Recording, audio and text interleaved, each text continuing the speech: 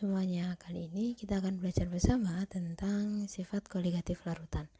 Pada soal kali ini di sini telah diberikan beberapa pernyataan tentang contoh penerapan sifat koligatif larutan dalam kehidupan sehari-hari. Jadi yang pertama, ada penggunaan cairan infus pada pasien. Yang kedua, pemisahan fraksi minyak bumi. Yang ketiga, penggunaan garam dapur pada pembuatan es putar. Yang keempat, penggunaan garam dapur untuk membunuh lintah. Dan yang terakhir, pengolahan air laut jadi air tawar.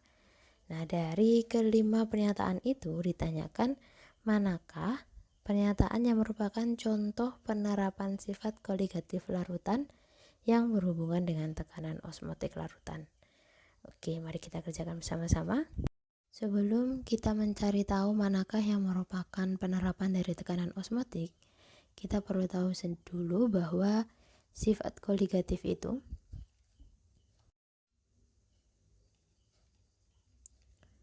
dibedakan menjadi 4 jenis.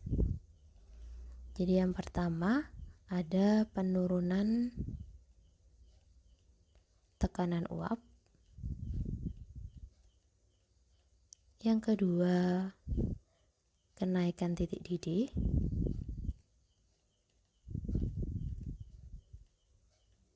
Yang ketiga, penurunan titik beku. Dan yang terakhir, yang keempat, itu adalah tekanan osmotik. Nah, untuk mengetahui manakah yang merupakan contoh dari tekanan osmotik, kita perlu menganalisis masing-masing dari pernyataannya. Jadi ini analisis tiap pernyataan. Untuk pernyataan yang pertama, penggunaan cairan infus pada pasien ini merupakan contoh dari penerapan tekanan osmotik. Betul? Karena adanya perbedaan tekanan pada darah dan di luar tubuh kita, itulah yang menyebabkan proses ini itu masuk ke dalam contoh dari tekanan osmotik. Yang kedua, pemisahan fraksi minyak bumi ini itu merupakan penerapan sifat penerapan sifat koligatif yang masuk ke dalam kenaikan titik didih. Karena untuk memisahkan fraksi minyak buminya itu dibedakan berdasarkan titik didih dari masing-masing zat penyusunnya, seperti itu. Yang ketiga, penggunaan garam dapur pada pembuatan es putar itu masuk ke dalam sifat penurunan titik beku.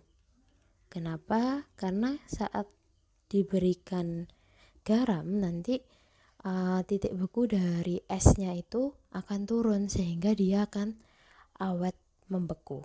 Jadi tidak mudah mencair gitu. Selanjutnya yang pernyataan keempat. Untuk pernyataan yang keempat, penggunaan garam dapur untuk membunuh lintah.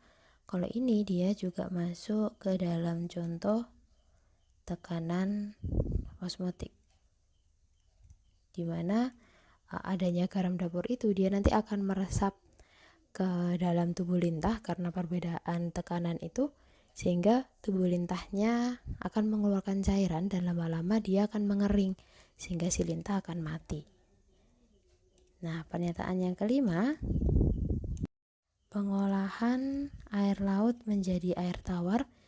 Proses ini itu dia juga masuk ke dalam contoh dari tekanan osmotik.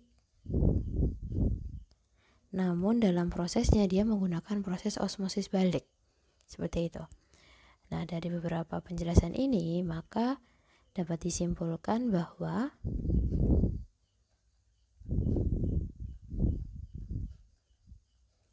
yang merupakan penerapan dari tekanan osmotik itu adalah pernyataan nomor 1, 4, dan 5. Untuk jawaban ini dia tidak ada di pilihan ganda. Oke, sekian jawaban untuk soal ini. Semoga bisa membantu. Terima kasih.